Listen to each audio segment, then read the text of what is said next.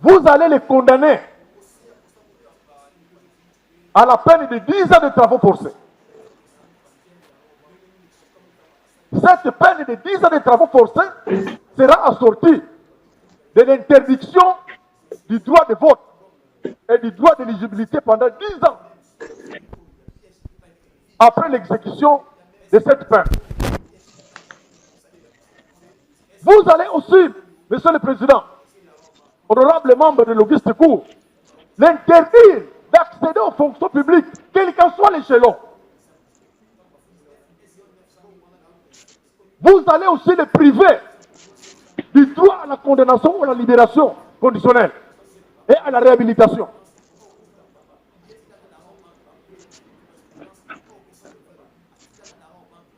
Vous allez aussi, Monsieur le Président, ordonner l'extournement intégral de la somme détournée. Cet argent-là de 19 900 000 dollars américains doit retourner dans le compte d'où ça venait.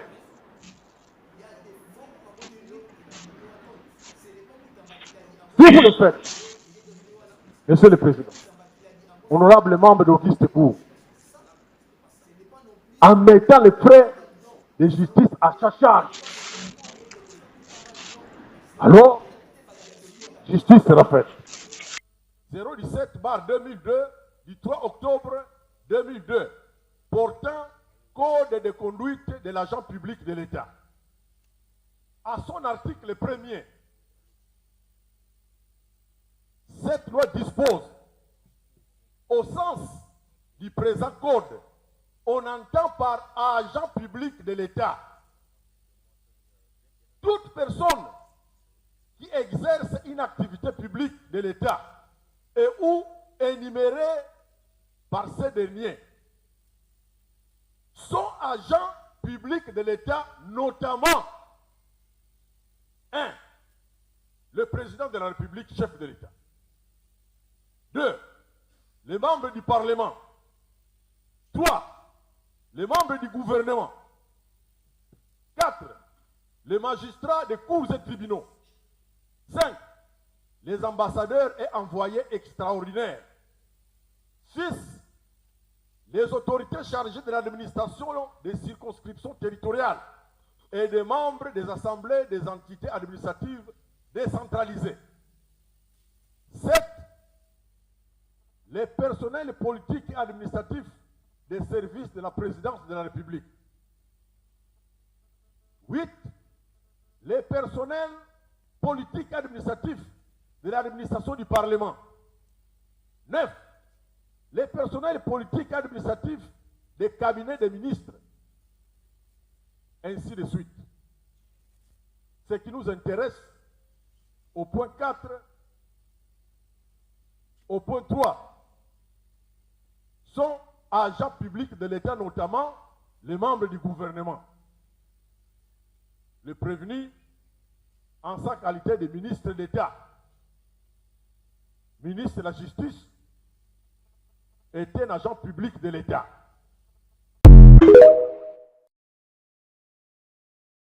Vous avez suivi les plaidoiries des avocats, vous avez suivi les réquisitions du ministère public. Vous êtes le dernier à prendre la parole et vous en avez. Est-ce que vous avez ajouté par rapport à ce que les avocats ont dit ou à retrancher? Merci beaucoup, Monsieur le Président. S'il vous plaît, s'il vous plaît, s'il vous plaît, s'il vous plaît. Gardons la même sérénité depuis le début. Ne perturbons pas l'audience par cette présence massive des avocats qui sont derrière vous. Je ne sais pas si c'est seulement pour paraître ou bien c'est pour le dernier mot. D'ailleurs, il pouvait même être seul. Non, le dernier mot. Pour le dernier mot. On assiste. Mais pour le dernier mot. Oui, c'est très important. Bien. Même quand vous êtes assis, vous l'assistez. D'accord. Bien, vous avez la parole. La parole, vous actez que la parole est donnée en dernier lieu au prévenu. Merci beaucoup, Monsieur le Premier Président. Merci également aux distingués et honorables juges. Merci au procureur général près la Cour de cassation pour cette opportunité. Opportunité qui va s'inscrire désormais dans mon histoire politique. De prime abord, étant croyant de naissance, je voudrais commencer par Psaume 34, 19, qui dit ceci: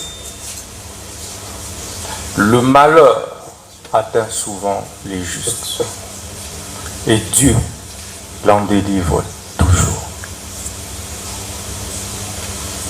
Le Dieu que je sers depuis mon enfance, avec sincérité, celui pour qui j'ai refusé de me compromettre au ministère de la Justice,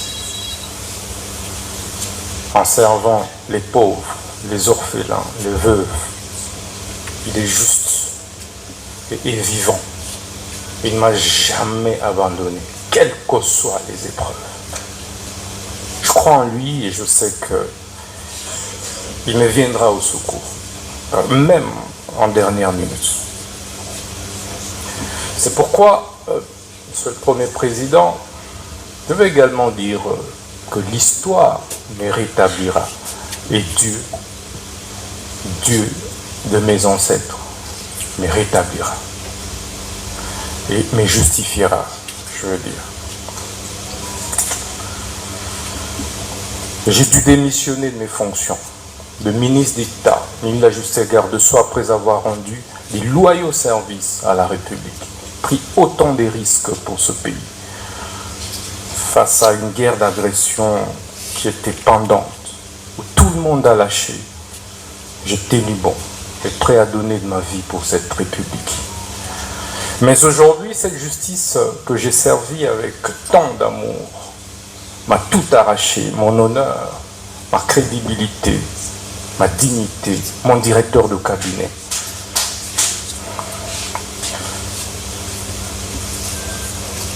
Mais il y a un adage, un dicton russe qui dit que ceux dont le destin est défini pendu ne se noient pas.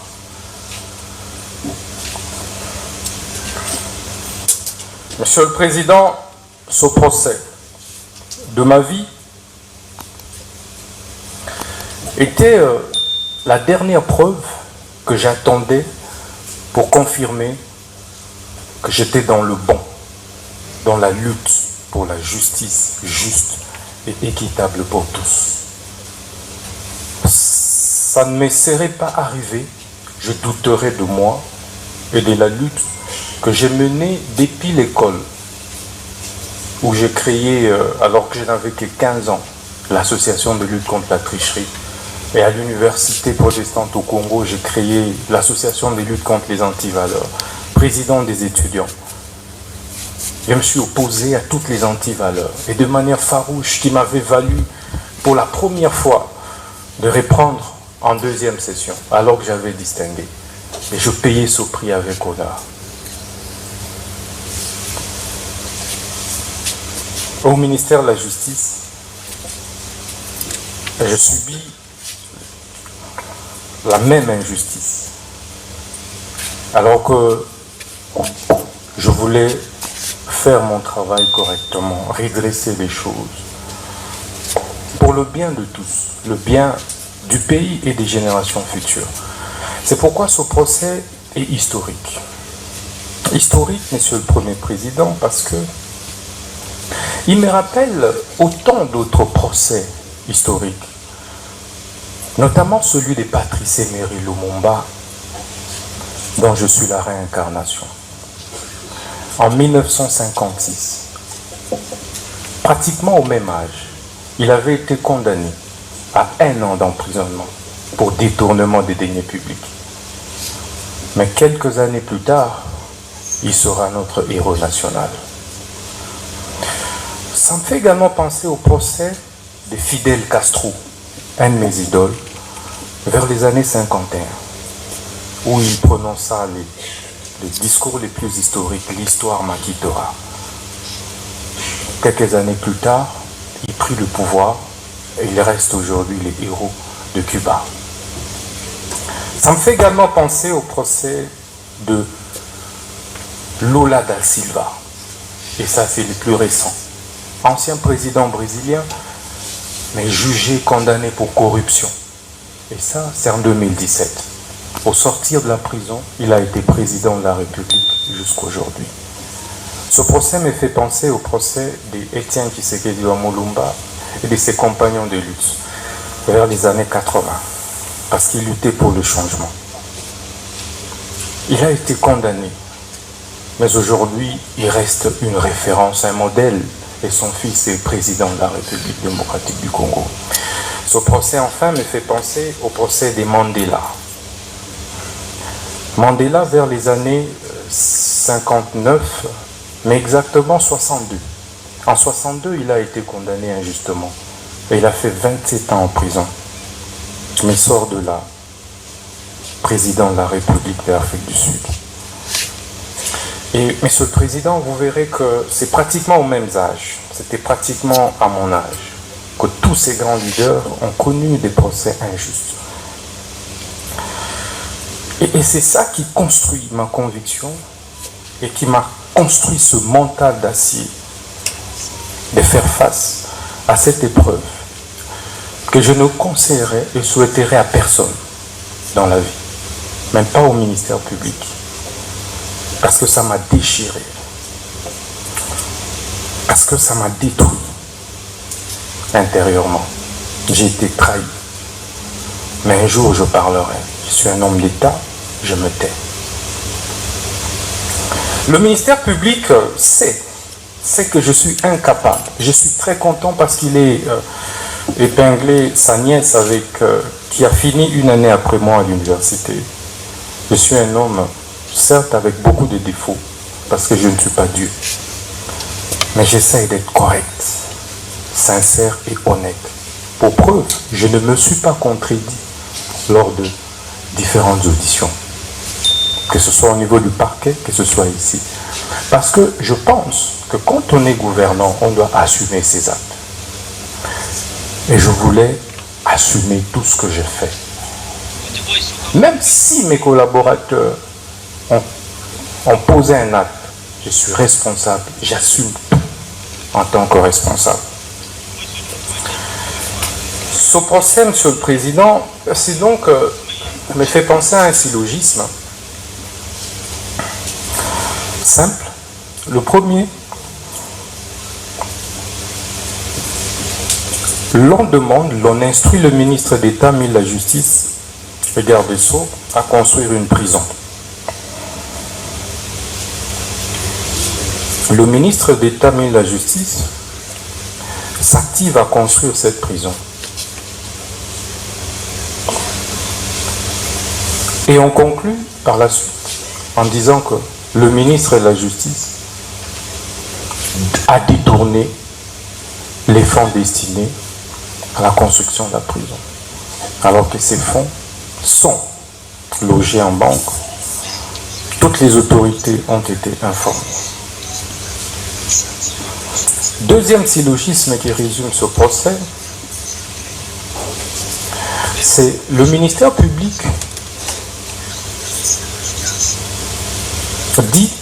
accuse le ministre de la Justice pour détournement des 19 millions qui se trouvent en banque. Or, ces 19 millions n'ont jamais été décaissé, touché, je veux dire. Le ministre de la Justice n'a touché à aucun dollar de ce fonds. Mais dans la conclusion, le ministère public dit que le ministre de la Justice a détourné 19 millions.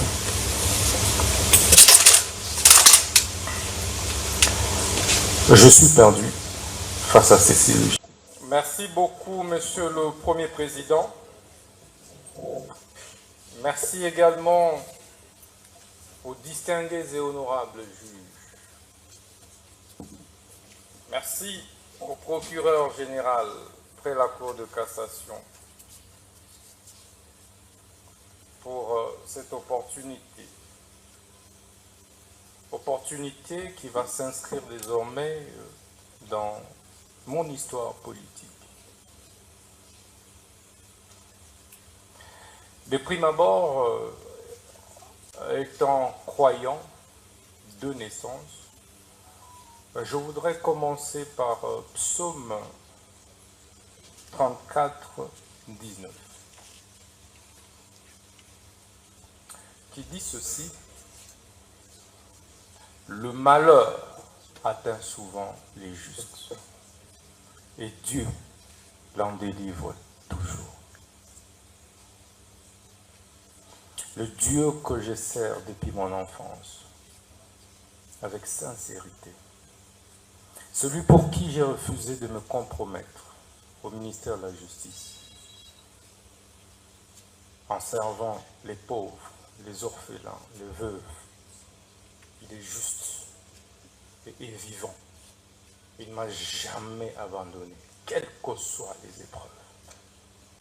Je crois en lui et je sais qu'il me viendra au secours, même en dernière minute. C'est pourquoi, Monsieur le Premier Président, je veux également dire que l'histoire me rétablira et Dieu de mes ancêtres me rétablira et me justifiera, je veux dire. J'ai dû démissionner de mes fonctions de ministre d'État, ministre de la Justice et Garde-Sceaux après avoir rendu des loyaux services à la République, pris autant de risques pour ce pays, face à une guerre d'agression qui était pendante, où tout le monde a lâché. J'ai tenu bon et prêt à donner de ma vie pour cette République. Mais aujourd'hui, cette justice que j'ai servie avec tant d'amour m'a tout arraché, mon honneur, ma crédibilité, ma dignité, mon directeur de cabinet.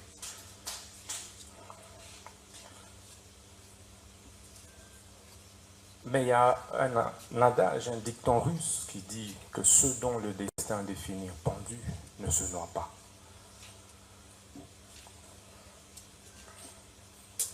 Monsieur le Président, ce procès de ma vie, alors que je n'avais que 15 ans, l'association de lutte contre la tricherie, et à l'université protestante au Congo, j'ai créé l'association de lutte contre les antivaleurs, président des étudiants.